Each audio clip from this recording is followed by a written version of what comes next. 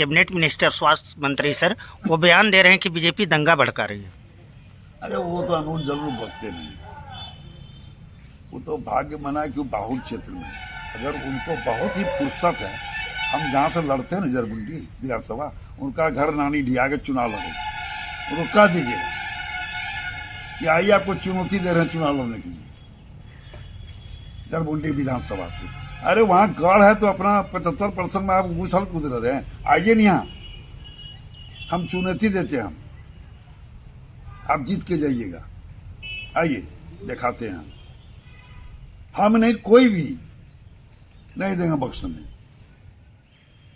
तो ये बोलने का हम जनमत में वहां हमारा 70% मतदाता है, उसमें भी आदिवासी जुट गए, तो क्या बोलना है, क्या है, बोले हैं, कहीं से भी बोल सकते, मुंह से बोलिए, कहीं से बोलिए। तो ये तो उनका बोलने का आदत है, बड़बड़ करने की आदत वाली बात है, यही बात कि सर लालगढ़ में हम लोग तो पहले लालगढ़ पहुंचे अपने बैठक के बाद, किसी तरह की कोई बात नहीं, सीधा वहाँ मिलना परिवार से, जो जिस तरह की घटना हुई उस परिवार से मिलना, मारपीट हुई, यही देखना था।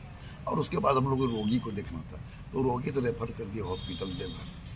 तो जब वहाँ पहुँचे तो ग्रामीण में घर वाले और उस समाज में बहुत दहशत था कि हम लोग अभी तक बाजार नहीं निकले और हम लोग को सुरक्षा दीजिए, या तो हम लोग का रास्ता अलग से बना दिए।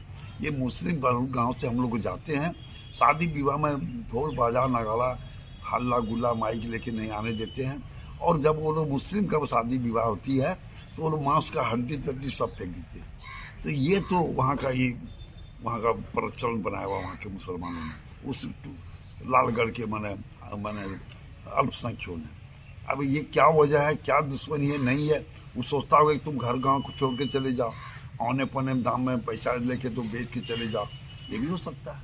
लेकिन ये भयावह स्थिति है भारतवर्ष में, ऐसी भयावह स्थिति है ऐसी गांव में, जो मुझे मैंने आज देश के अगर प्रधानमंत्री माननीय यशस्वी प्रधानमंत्री नरेंद्र मोदी ने रहते, हमें लगता है कि मुस्लिम इससे ज्यादा और तंग करता है हम सबों को, सब समाज को, खाली हरिजन को ही नहीं, किसी को नहीं रहने देता, बस नहीं देता हूँ। वो अपना आंदोलन काहे कि वो एक दमनकारी नेता हैं जो आज पनपने नहीं दिए। लेकिन आज हमारे राज्य में जो विरोधी दल की सरकार है, यूपीए की सरकार है, उसमें भरमार है। अब आप देखिए कि माने क्या स्थिति है।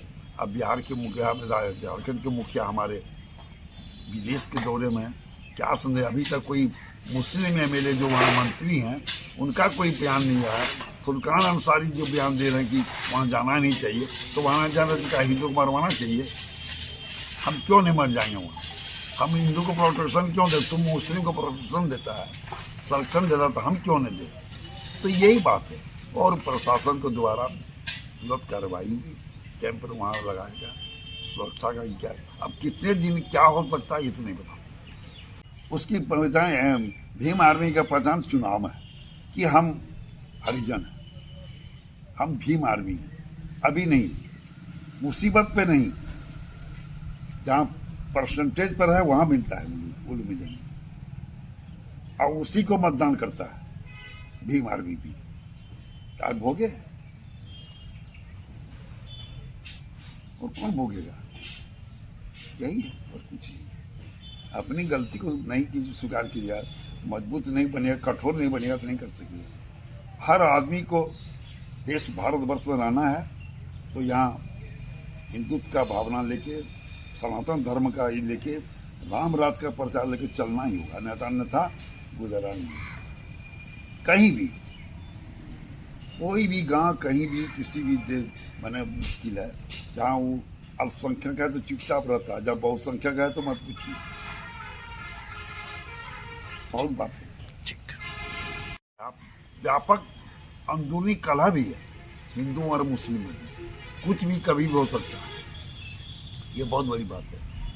क्या कि चर्चाएं बाजार में होती है कि आज इसके यहाँ कर, उसके यहाँ, यही सब देखने को मिला। सर आप लोग के निकलने के बाद पुनः वहाँ पत्थरबाजी भी हुई? बिल्कुल हुआ, हम लोग जैसे निकले वैसे ही वहाँ घेराव करने शुरू कर दिया। दहशत के मारे से जब इधर से घर वो मुस्लिम लोग जाने लगे वहाँ उस भर घेराव कर। एक बूढ़ी माता औरत मुस्लिम परिवार की वो गिर गई, कहता है इसको मारा है, झूठो आरोप लगा रहा है, नारा लगाया जय श्री राम जय बजरंगबली। हम लोग नारा क्या, नारा उसी स्थान बनाए कि बोले कि माननीय हमारे पूर्व मंत्री माने रणधीर जी प्रत्याशी गंगा सिंह जी कि हम लोग मंदिर बनाएंगे, तो उस समय गांव वाला ने समर्थन नारा लगा दिया जय श्री राम। तो क्या खराब किया, यही तो बात है और यही माहौल यही है। ये तो कहीं ना कहीं बांग्लादेश में जो कहानी चल रहा है, वही आप बोला कि हम बांग्लादेश से वैसे कर देंगे, तुम लोग को बांध के मारेंगे, गाड़ देंगे और जला देंगे। और जब हल्ला बने, जब हम लोग खिचड़ी प्रसाद बना रहे थे पूजा के दिन, जिस दिन पूजा जिस दिन हो रहा था, क्या कर रहा था पता नहीं, कहा कि इतना हथियार लेके इस तरह लेके आता था, सब तरह का हथियार, 3-4 लड़का, और वो हथियार सब लूटता था मारने के लिए। तो ये तो स्थिति है, भयावह स्थिति का वीडियो है, यही तो स्थिति है। अब क्या होगा ये तो प्रशासन अभी तो कोई जानकारी नहीं हुई है। तो फिर हम लोग अपना वहाँ से निकले देवघर होते हुए, SP से DC से सबसे बहुत शांत है।